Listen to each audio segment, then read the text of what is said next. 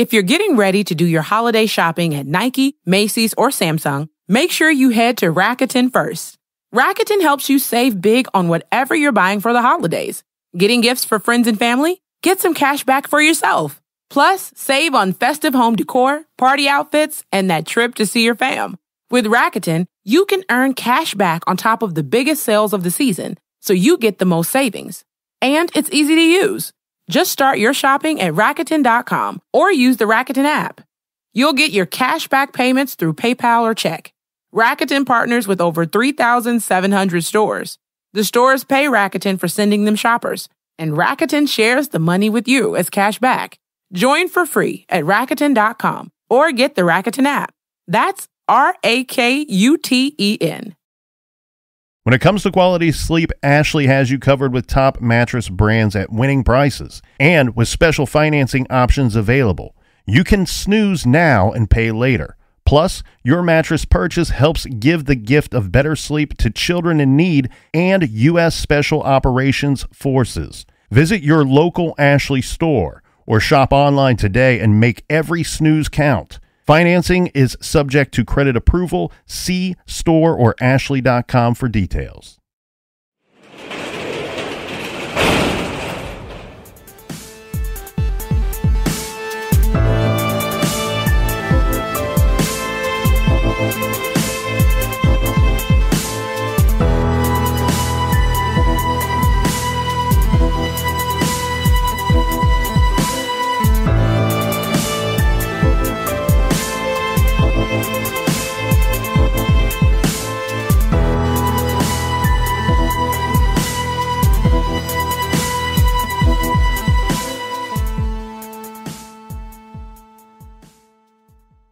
Welcome to True Crime Garage. Wherever you are, whatever you are doing, thanks for listening. I'm your host, Nick, and with me as always is a man who knows it's very hard to get a table for one at Chuck E. Cheese. He is the captain. I prefer Little Caesar Pizza Hut. His store. It's good to be seen and it's good to see you. Thanks for listening. Thanks for telling a friend.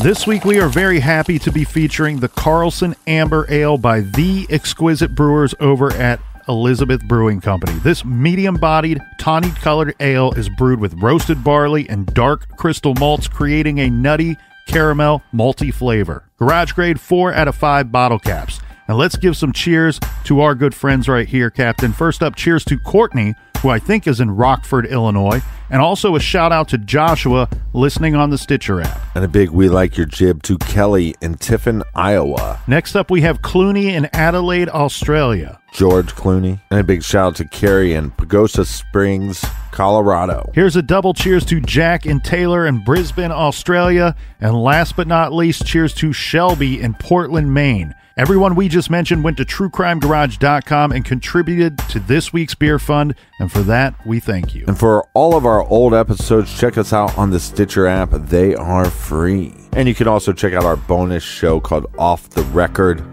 That's on Stitcher Premium.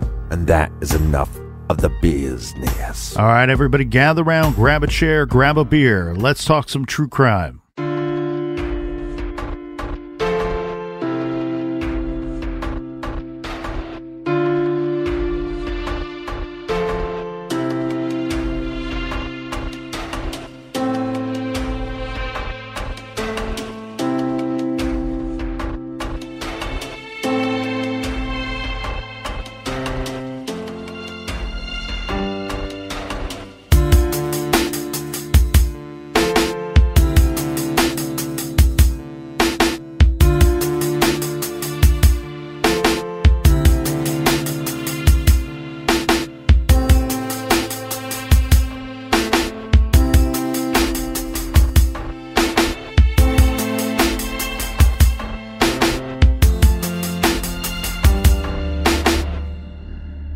A missing persons mystery is a special breed of true crime story. The lack of answers or closure for most of us is enthralling. But even if you fall into a different category and you find disappearance stories unappealing, the case we are discussing will change your mind. This is a missing persons case so perplexing and so unpredictable that thousands around the world have been riveted by the inexplicable disappearance of this young woman. This is a case with far more questions than answers. A story in which no one is even sure when it began. Yet it is a tale rife with clues, intrigue, and evidence. In many missing persons cases we discuss, there is some foreshadowing in the victim's life that something bad is going to happen. Maybe they were going through personal turmoil, or they were in an abusive relationship. Maybe they were making questionable choices or leading an unsafe lifestyle. Sometimes a person is unhappy and they choose to run away, or maybe they spiral into addiction or worse. We are going to say this up front. None of this was the case here with this missing persons case. This is True Crime Garage, and this is the case of Jennifer Kesse.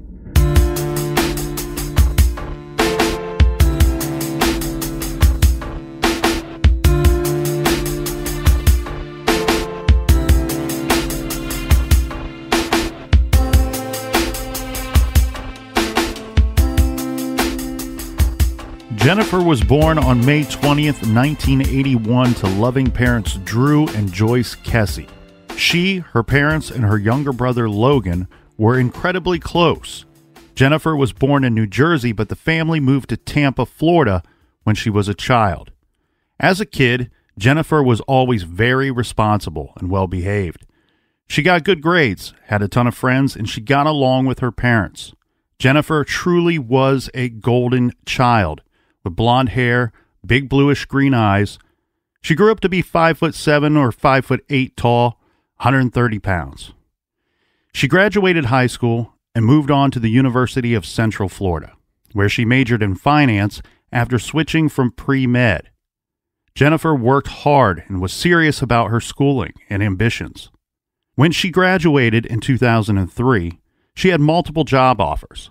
She accepted a job with CFI Westgate Resorts in Ocoee. This is a massive timeshare company where she had interned while in college. She recently was promoted to manager of process engineering at the age of 24. Right. She was the youngest employee to earn a promotion to management. She was working on streamlining a new mortgage debt system installed by the company.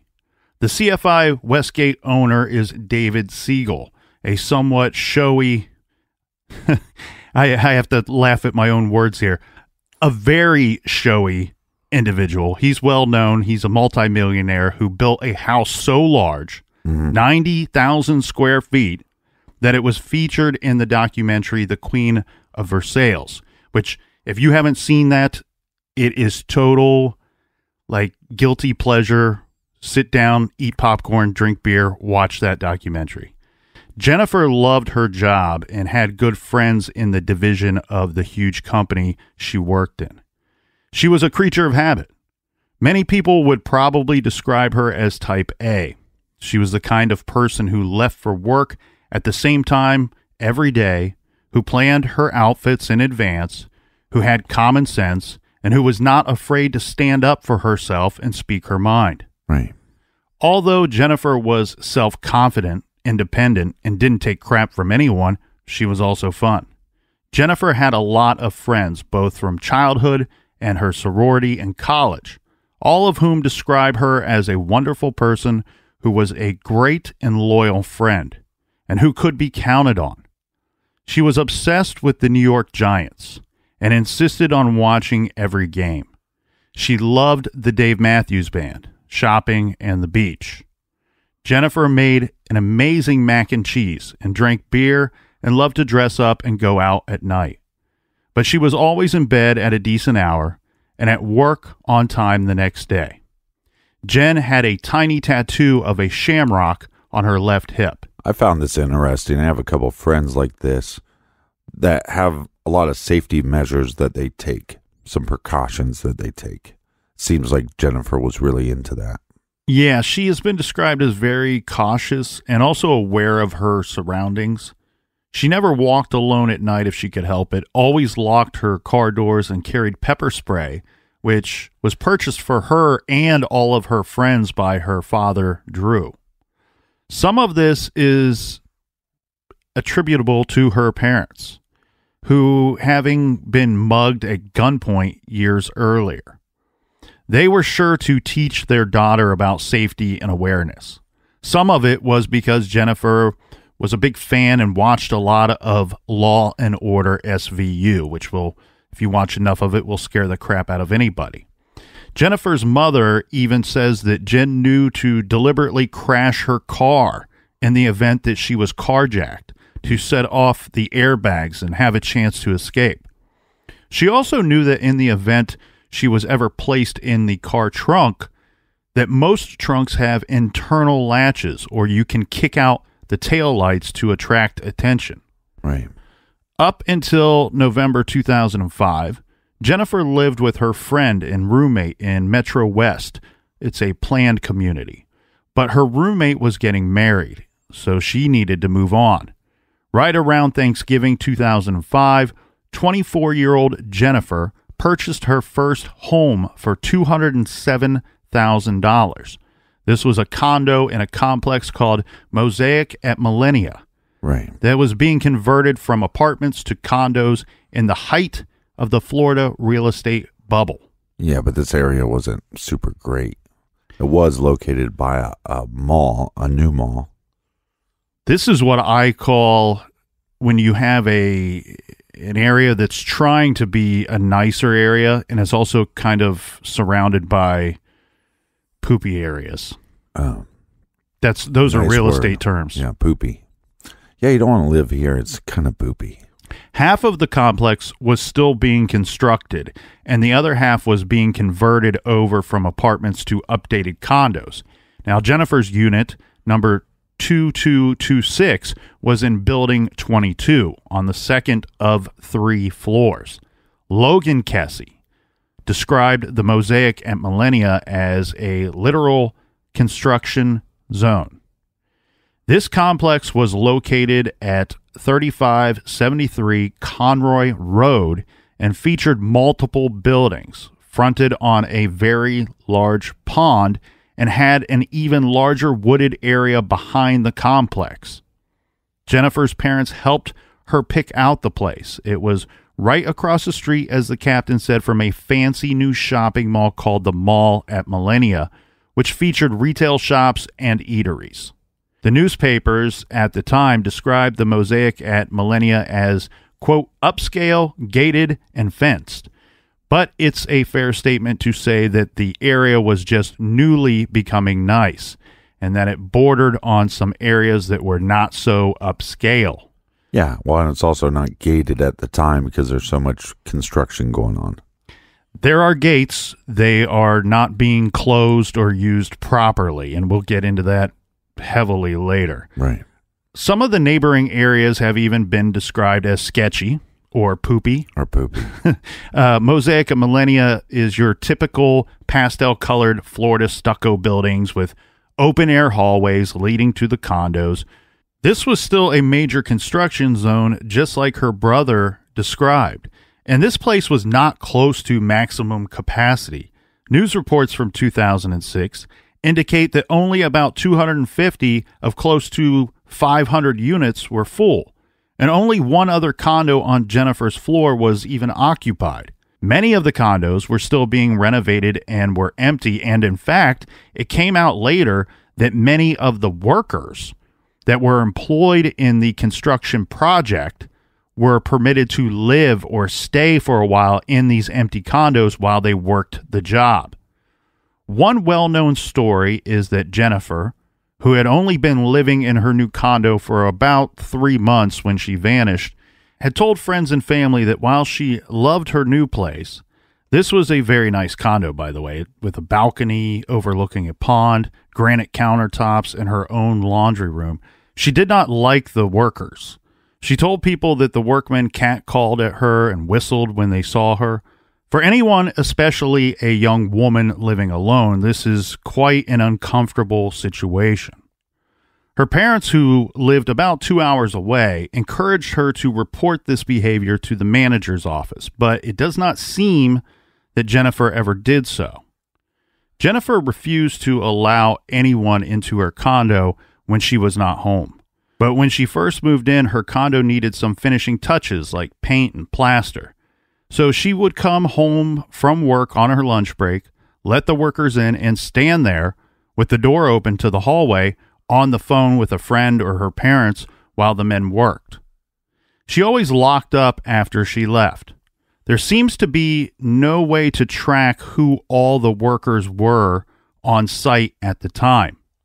Some of them were undocumented workers with no papers who were probably doing a lot of work under the table. Right. There were no surveillance cameras in place at the complex just yet. Well, and like you said, some of the workers were permitted to stay in the empty buildings. Correct. But I guarantee you there was other workers that were staying that weren't allowed, or people didn't even know that they were staying. Who's to say that this worker staying in a condo or in a unit couldn't have friends over or people that worker knew? Right. You know, staying for a weekend or a couple of days. It's just, there's a lot of things going on in this condo complex, is what we're trying to point out, that there's no real checks and balances of these types of activities and movements. And there was also virtually no security at the armless gate when Jennifer lived at Mosaic at Millennia. The unfinished work-in-progress nature of the buildings meant that lots of workers, gardeners, maintenance workers, and so on, were constantly coming and going. No one kept track, and according to the Kesses, when Jennifer disappeared and her story broke all over the news, many of the workers seemed to just disappear or evaporate. They did not want to be under scrutiny, even if they were not involved in any way in her disappearance. Jennifer had been dating someone for about a year when she disappeared. This was Rob Allen. He's an English soccer player who lived in Fort Lauderdale, almost 3 hours away. They had met at the Tiki Bar in downtown Orlando in 2005.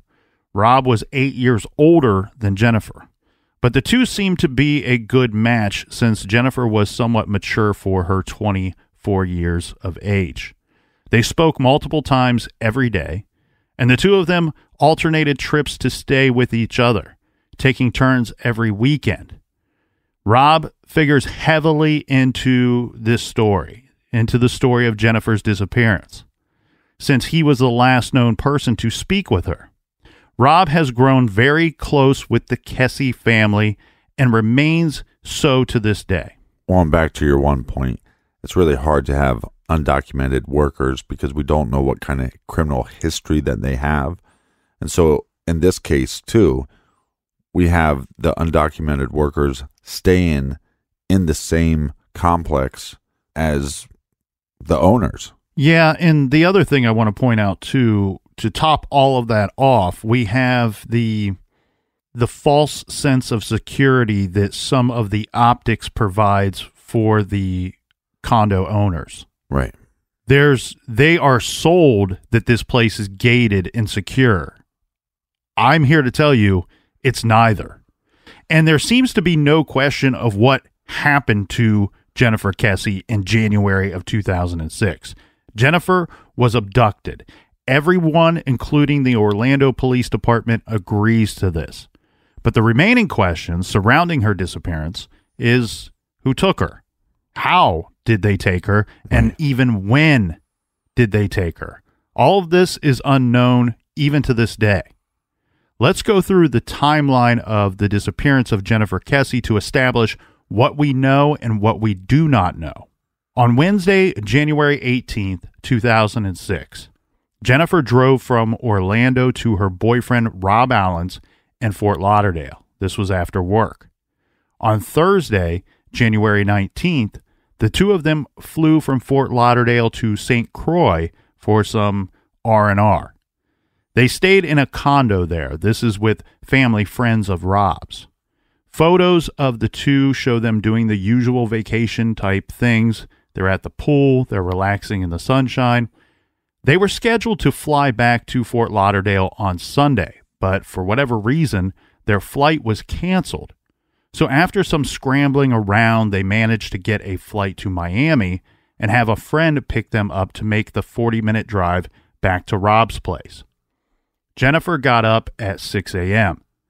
on Monday, and after Rob filled the her gas tank in her black Chevy Malibu for her, she made the 3-hour drive north all the way up to Orlando and went straight to work that day. According to Jennifer's work colleagues, she had a normal day at work. She raved about her trip and said she didn't want to leave. Around 6 p.m., she stopped in and said goodnight to her boss. This is John Willman. She got in her car and drove the 12 miles home. Her car's transponder said that she went through the usual toll at 6:15 p.m. that day. Do we know how many miles it is from her boyfriend's house to her house? It's a little over 200 miles. Now, while she was in her car on her way home from work, she did call her parents, Drew and Joyce, to tell them about her trip. She also spoke with her brother, Logan, who was living with their parents at the time. Right. Jennifer had given Logan a set of keys to her condo. He was just 21 at the time, and Jen had given permission for him to stay at her place while she was away. This is with some of his buddies. With Logan at Jennifer's place that weekend was Travis Bourguignon, a longtime family friend of the Kesses, and joining the two of them was a guy named Matt. This is Jennifer's ex-boyfriend. Logan and Matt remained friends despite Matt and Jennifer breaking up. Matt didn't actually stay at Jen's condo. He lived in Orlando, so he's very close, only about 30 minutes away. He just hung out there with the other two guys.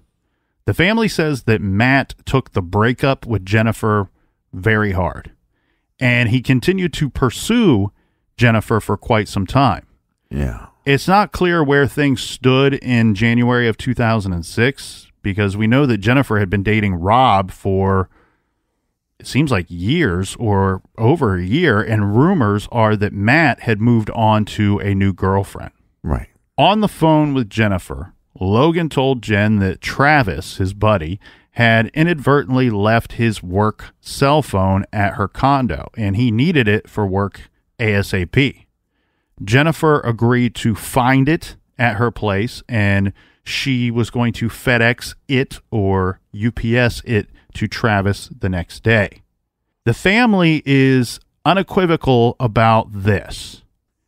Jennifer planned to bring Travis's cell phone to her work with her on Tuesday and send it out at that time. Right. Again, Jennifer's family says she was a creature of habit. So they can predict, or they say they can predict, what she did next. She arrived at home at the condos at Millennia and parked in her designated spot. This is number 2226, the same as her condo unit. That was very near the bottom of the stairwell that went up to the second floor where her condo was. It's literally a matter of maybe 30 feet to her spot from the stairs. Yeah. It was dark out when she arrived home. She brought in her luggage from her trip, which was later found still packed in her condo. She checked her mail, which was also found in her condo, at the main office on her way in. It isn't known whether she ate anything. Her parents say that there were no takeout containers in the trash, so perhaps she just ate something from the fridge, which did have food in it, right, and likely changed into her sweats, which she always wore at night when home, then got on the phone. Yeah, Jennifer's going to get on the phone, but her condo had notoriously bad cell phone service. According to her parents, the phone or her cell phone only really worked, and this would be sporadically, when she was out on the balcony. So when at home, Jennifer would usually use her landline. The Orlando police have all of her phone records, but have never released or discussed them. In fact, the Orlando Police Department has been incredibly tight-lipped about this entire case, releasing virtually no information. This has resulted in a major legal dispute. Now, that night, Jen spoke with her best friend from childhood. This is Lauren McCarthy. The two were as close as sisters and shared everything. Lauren told ID's Disappeared that Jennifer told her on the phone that she had a great time on her trip, but that she and Rob were actually having some trouble, mainly with the distance that they lived from one another. The distance between was providing this trouble, and neither one of them wanted to move to correct this. Right. This, of course, anybody becomes a problem. Yeah. Anybody that's been in a long distance relationship understands that this is a very common situation. Jennifer may have talked to other friends that night, but we don't know for sure. As said, they've not released the call records. But we do know that Rob told the police and Jen's family that the two of them had a phone conversation on Jen's landline, as they did basically every night. This one was at 9:57 p.m. Jen told Rob that she was in bed when they spoke. The two argued on the phone a bit. It isn't known exactly what they discussed, but Lauren told Greta Van Sistern that Jen was, quote, feeling the distance, end quote. Rob and Jen wanted to be together, but neither was willing to commit to moving. Rob later said that he wished that he had told Jennifer he loved her in the year that they were dating. Since he hadn't, it's possible that she was questioning his commitment, and it sparked an argument. In any event, Rob was the last known person to speak with Jennifer, and this is the last of the concrete facts for that night. Again, this conversation ends around 9:57 p.m.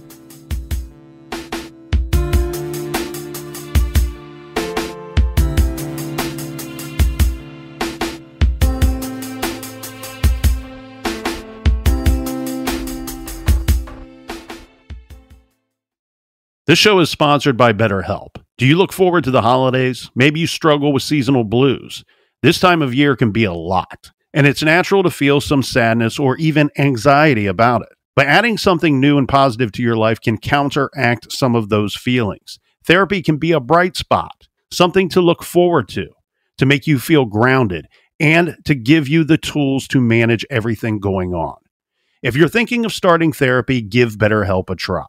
It's entirely online, designed to be convenient, flexible, and suited to your schedule. Just fill out a brief questionnaire to get matched with a licensed therapist and switch therapists at any time for no additional charge. Find your bright spot this season with BetterHelp.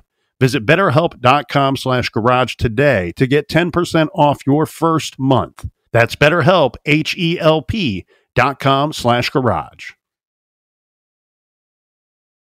If you're getting ready to do your holiday shopping at Nike, Macy's, or Samsung, make sure you head to Rakuten first. Rakuten helps you save big on whatever you're buying for the holidays. Getting gifts for friends and family? Get some cash back for yourself. Plus, save on festive home decor, party outfits, and that trip to see your fam. With Rakuten, you can earn cash back on top of the biggest sales of the season, so you get the most savings. And it's easy to use. Just start your shopping at Rakuten.com or use the Rakuten app. You'll get your cash back payments through PayPal or check. Rakuten partners with over 3,700 stores. The stores pay Rakuten for sending them shoppers, and Rakuten shares the money with you as cash back. Join for free at Rakuten.com or get the Rakuten app. That's Rakuten. Dreaming of overseas adventures or connecting more deeply with family from afar? Rosetta Stone bridges the language gap. I've tried others, but Rosetta Stone's immersive lessons and voice feedback technology are game changers. Dive into 25 languages by learning intuitively, just like when you were a kid. And here's the holiday sparkle. Grab a lifetime membership now and save 50%. Gift yourself the world. Head to rosettastone.com now and save 50%.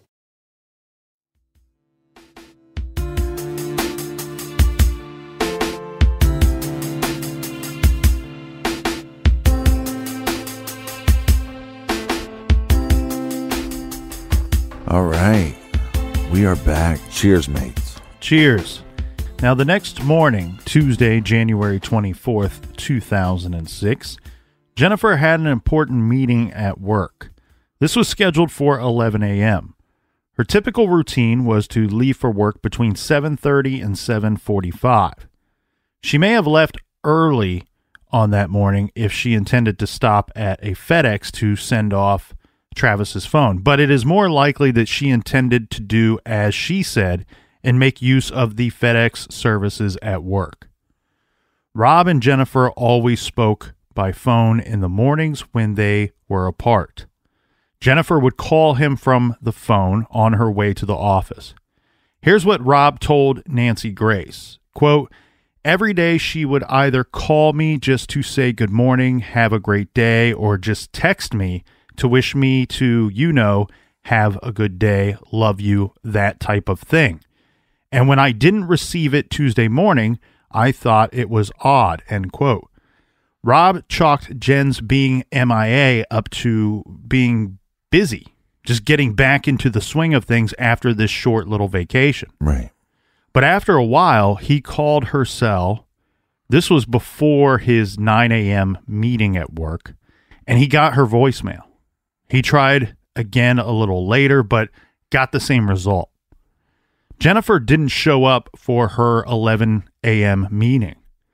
Not only was this totally out of character, it was completely unheard of. Jennifer was known for her punctuality, and if she had planned on missing work at all, she would have called in to say so.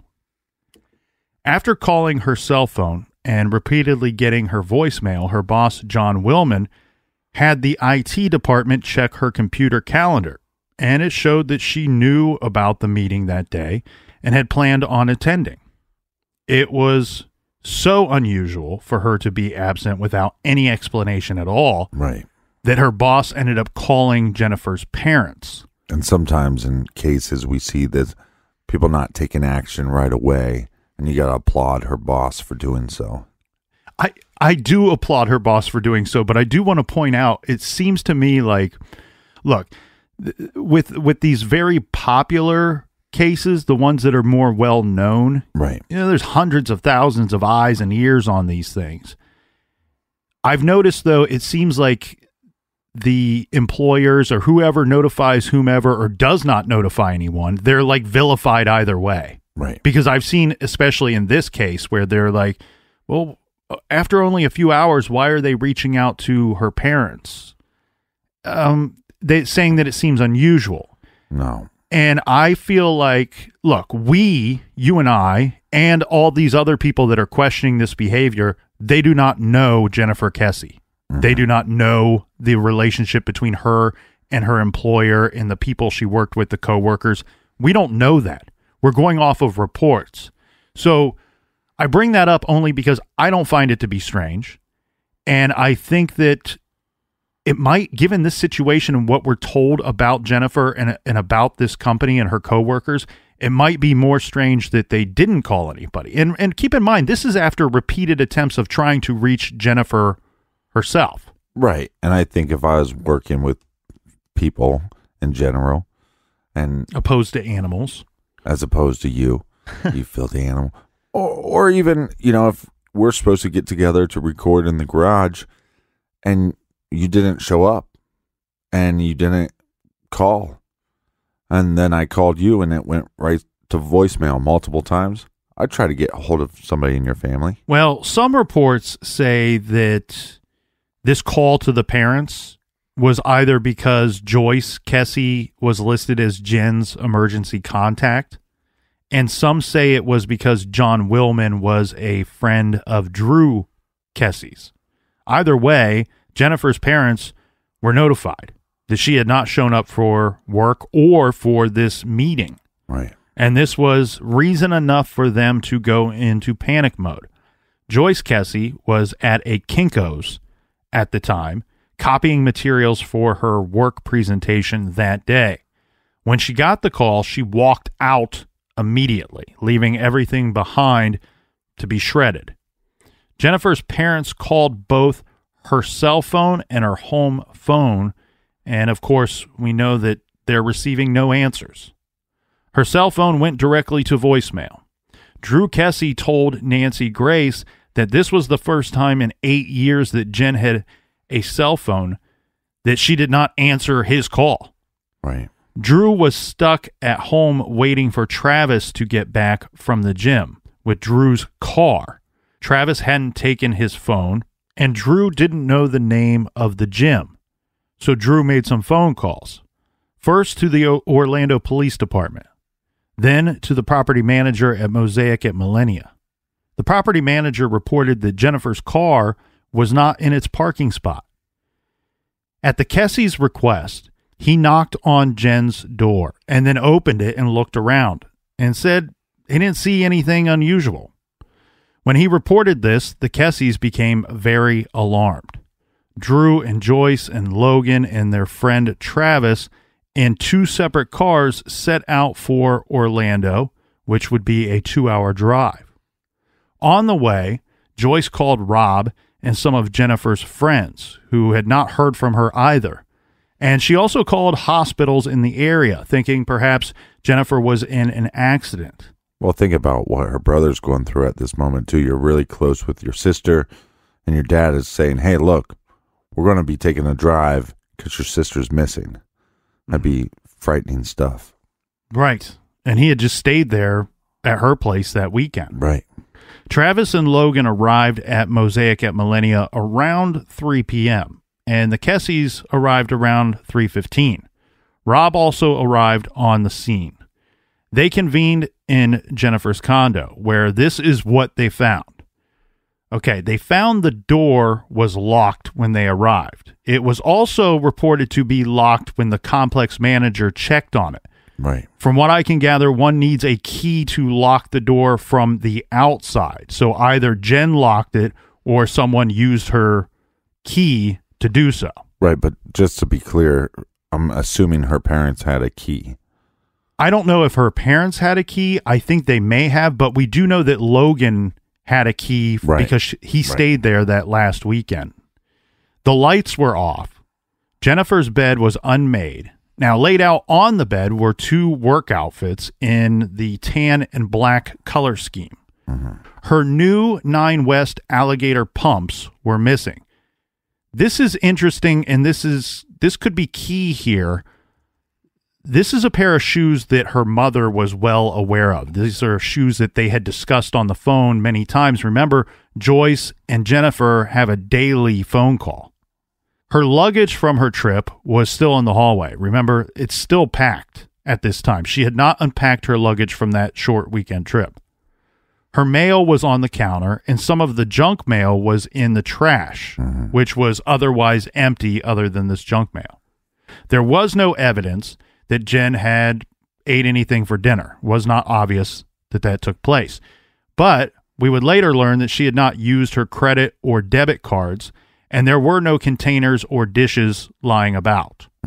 The clothes she wore to work on Monday were hanging over the back of a chair. Her T-shirt and underwear, which her family says she normally wore this type of thing to bed, they were on the bathroom floor.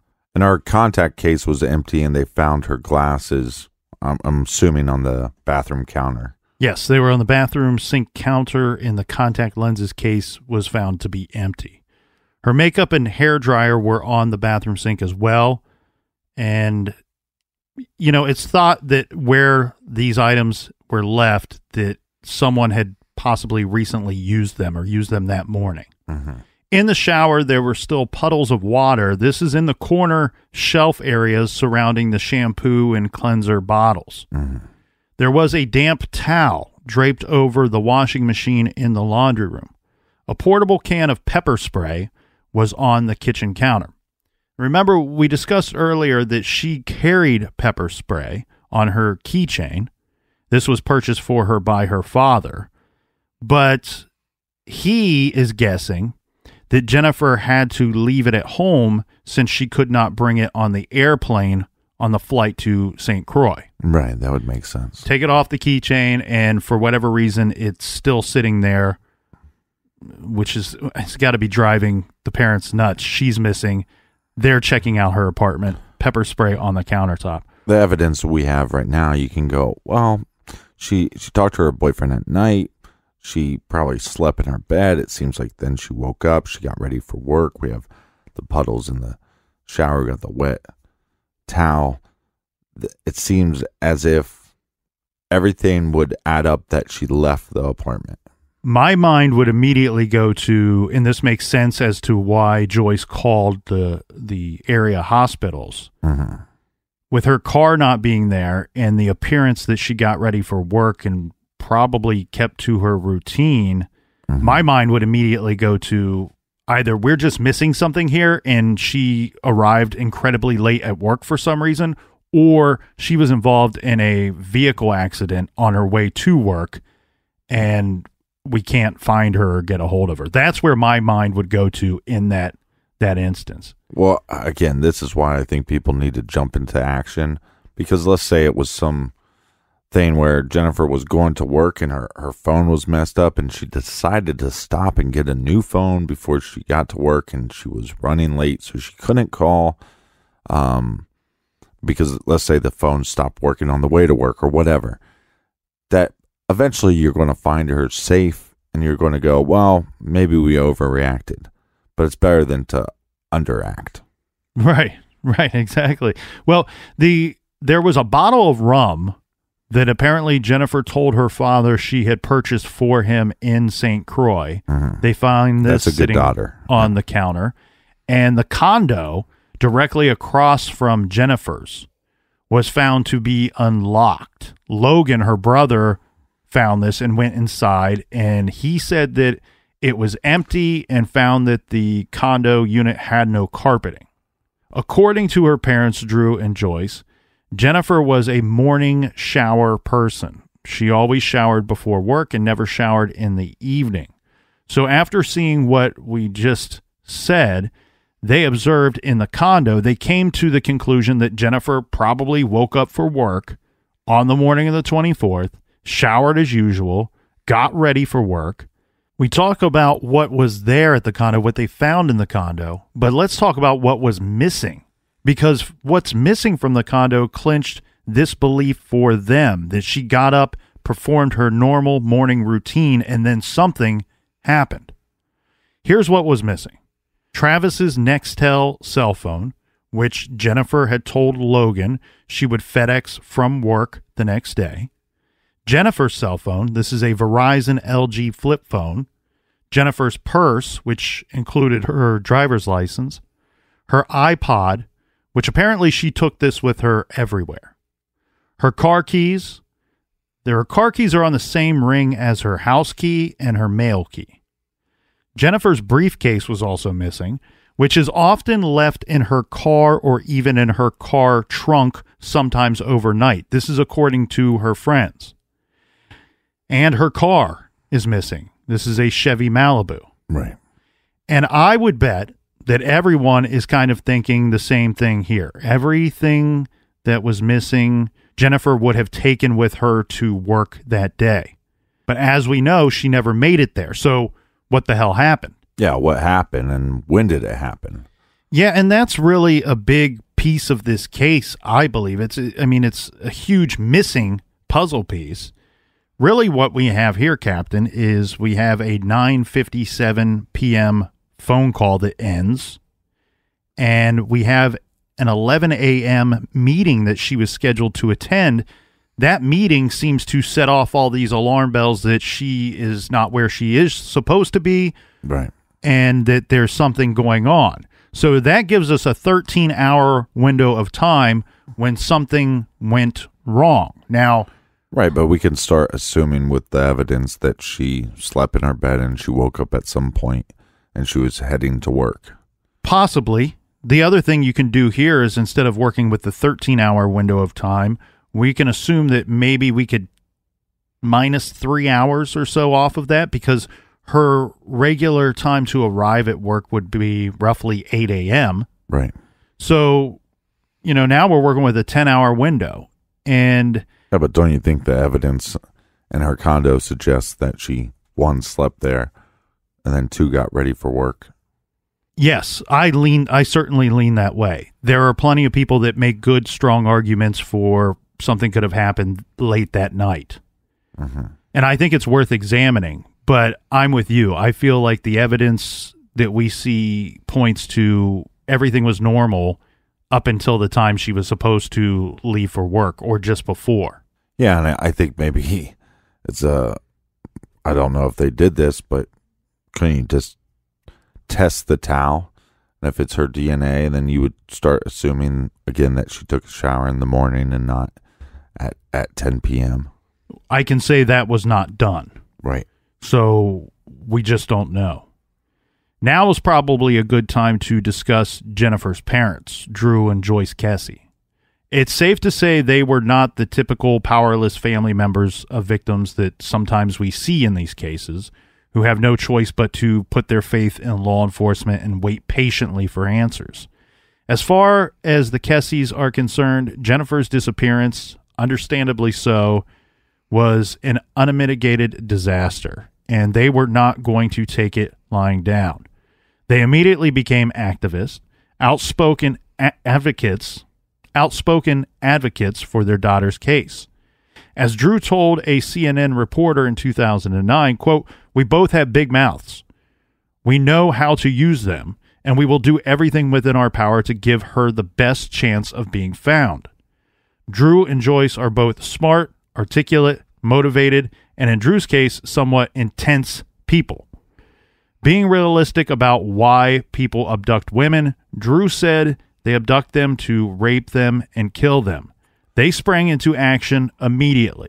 Yeah, I mean, one of the things I heard him say was they don't kidnap a female to just put her in the corner and look at her. Yeah. But at least he's being real. At least he's being honest. And I think that's also a cry out to the public. If somebody took her, the chances are the reasons they took her are for very bad reasons.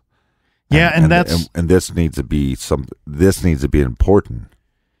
Right, and it's important that he remind the public of what the likely actions were by the offender, because somebody may have knowledge. There's just no victim's name attached to that knowledge. Sometimes people brag or tell stories and they tell of their actions, but they don't say who they did that to. Right. And this is a case where we need help from the public.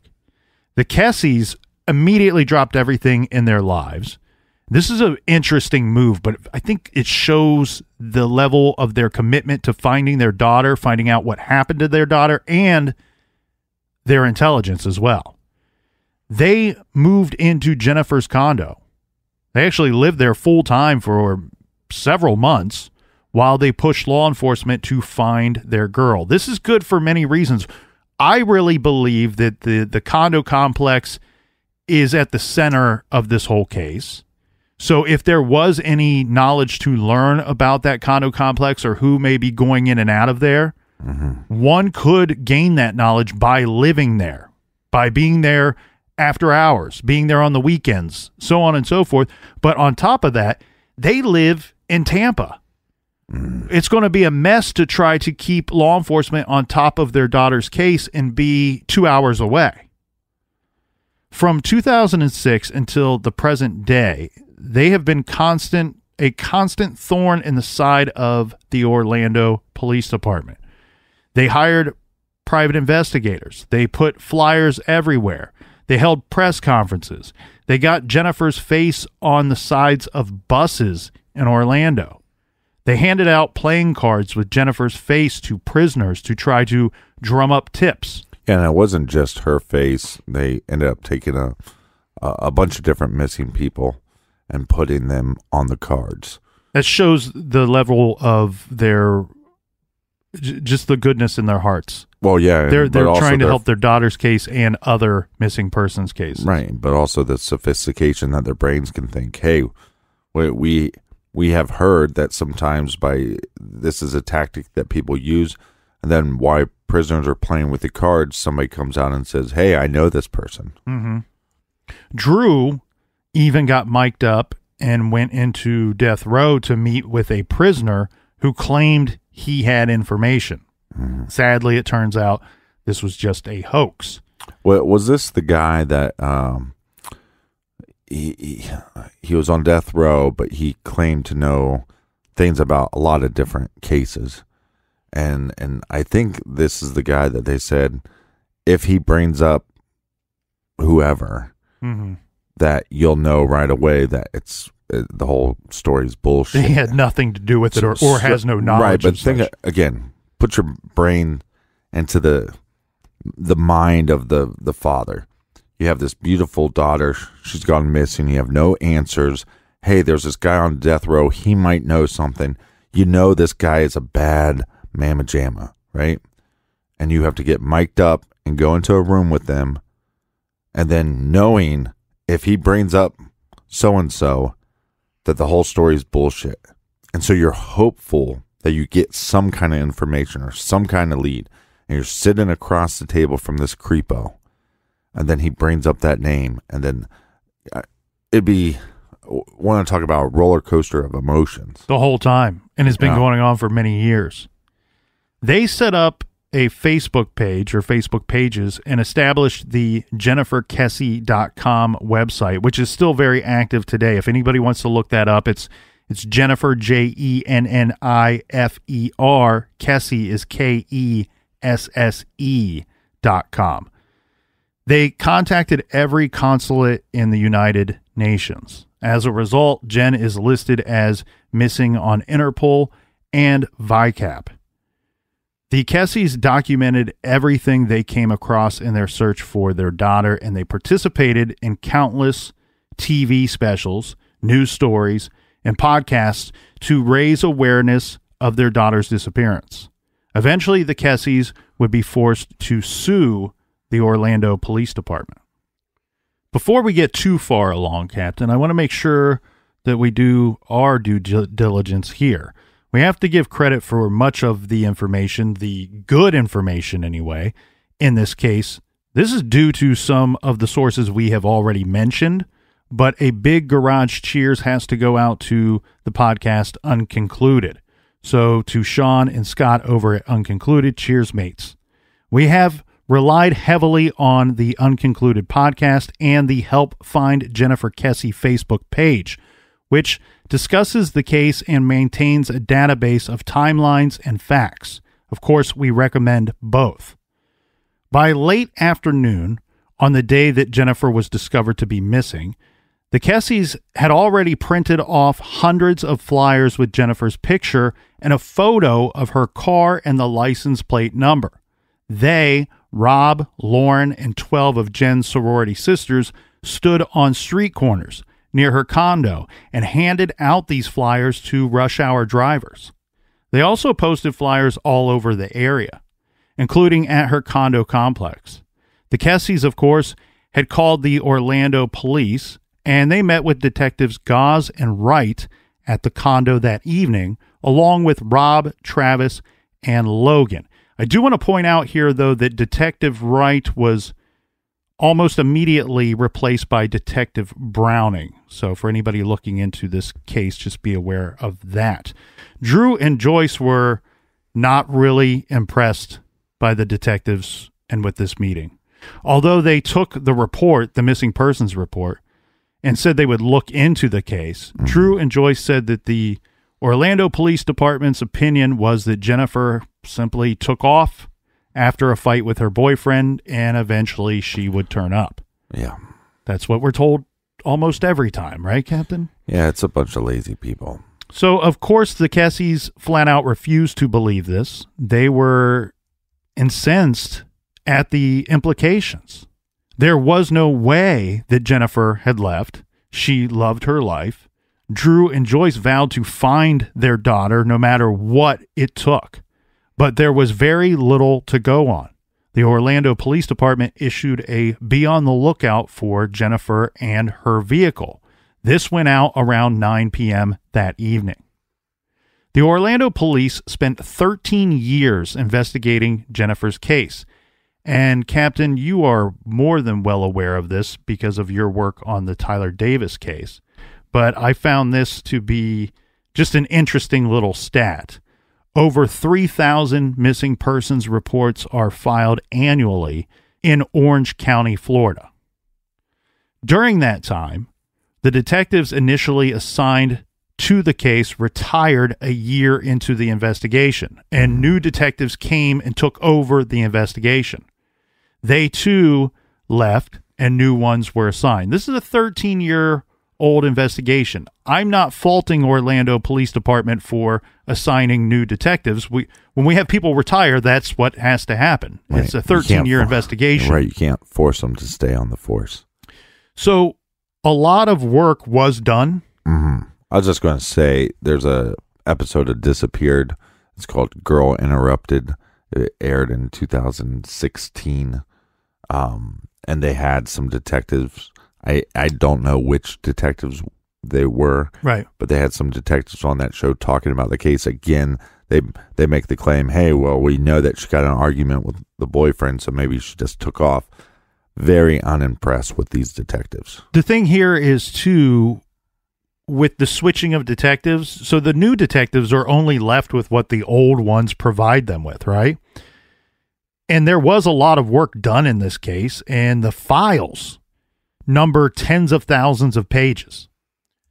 One thing that was obvious to be a problem and extremely unfortunate was that the original detectives were old school.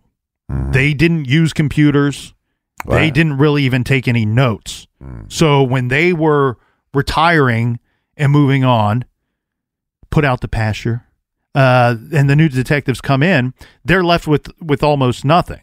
And I think that the original detectives were forced, or at least asked and did so, like, write down everything you can remember about the case before you're done and you're out of here. Right. That's awesome.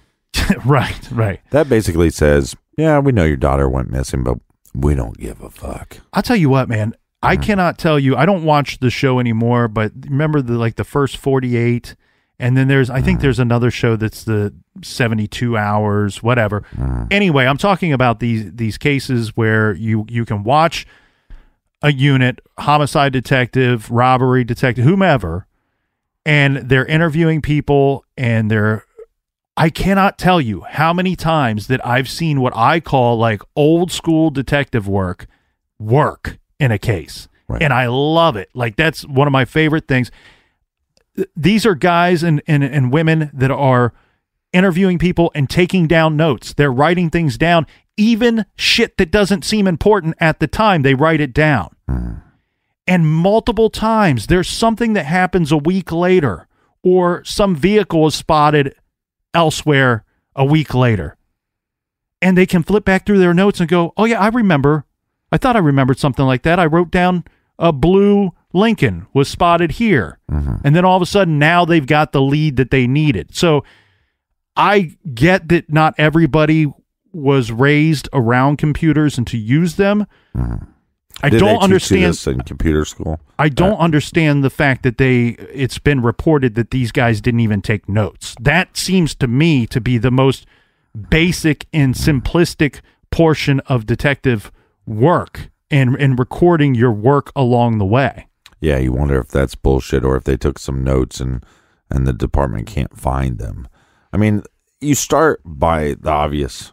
We have this girl that went missing. Let's try to figure out, did she stay there that night? Roughly what time do we think this happened? Is there any eyewitness that saw her car there at night? Start there. Now we go to the boyfriend. Now we go to the ex-boyfriend. Now we go to anybody else that maybe she had any romantic ties to. Now let's go to the family.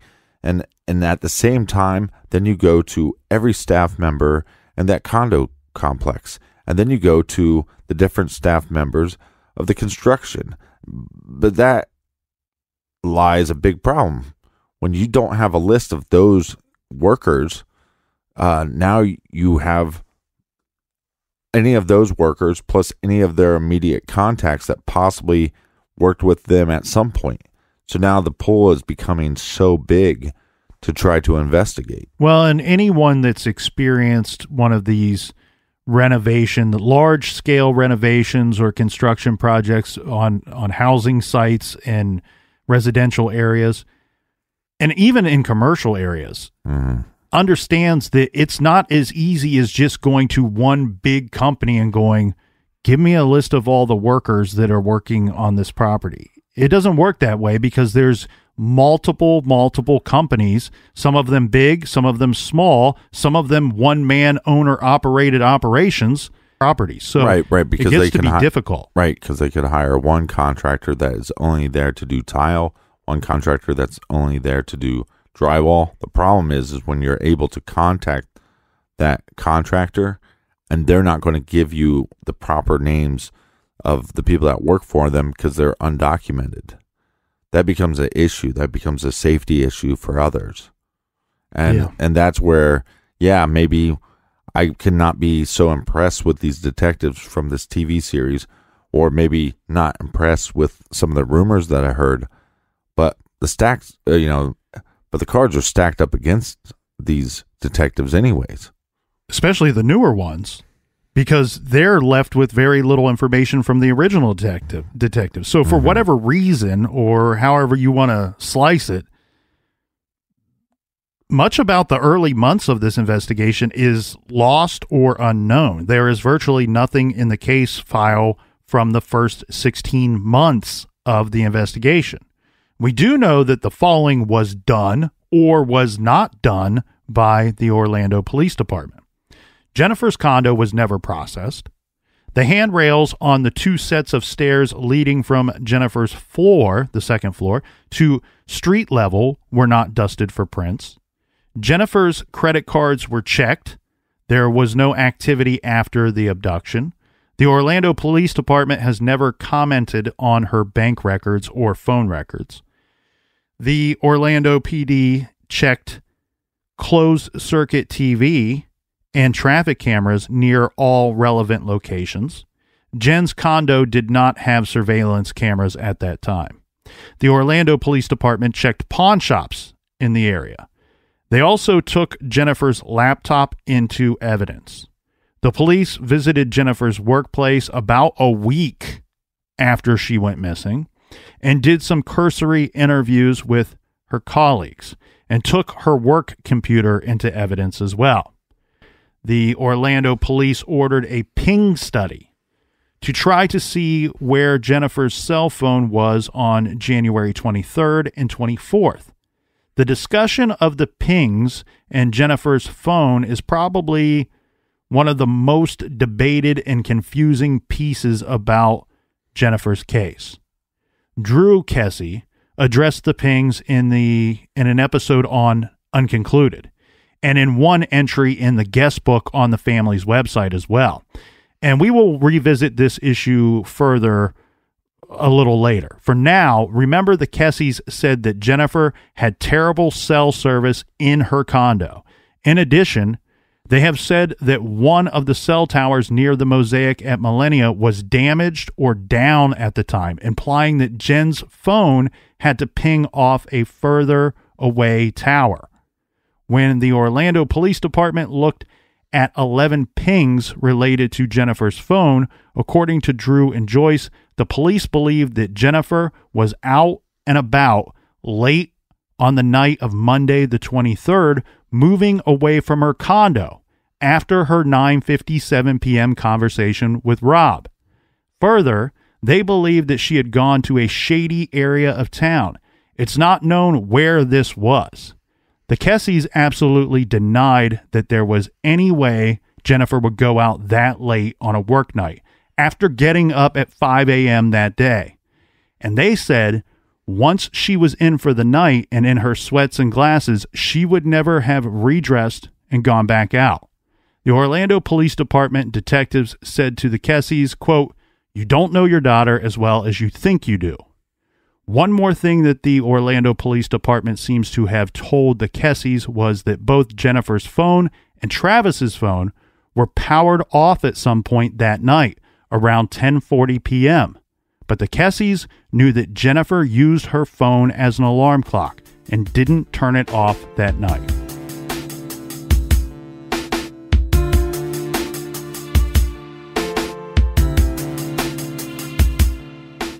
Want to thank everybody for listening, and thank you for telling a friend. Make sure you go to truecrimegarage.com. Check out our store page. We still have our pre-sale going on. That's a Zodiac zip-up and a True Crime Garage Brewing Company pullover sweatshirt. Make sure you check that out today. We'll see you back here in the garage tomorrow. Until then, be good, be kind, and don't litter.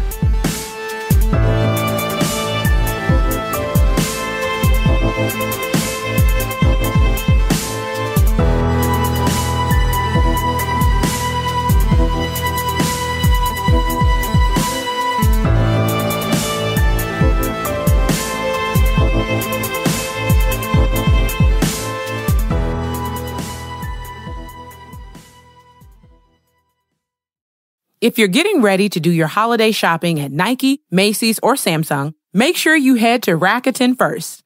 Rakuten helps you save big on whatever you're buying for the holidays. Getting gifts for friends and family? Get some cash back for yourself. Plus, save on festive home decor, party outfits, and that trip to see your fam. With Rakuten, you can earn cash back on top of the biggest sales of the season, so you get the most savings. And it's easy to use. Just start your shopping at Rakuten.com or use the Rakuten app. You'll get your cash back payments through PayPal or check. Rakuten partners with over 3,700 stores. The stores pay Rakuten for sending them shoppers, and Rakuten shares the money with you as cash back. Join for free at Rakuten.com or get the Rakuten app. That's Rakuten.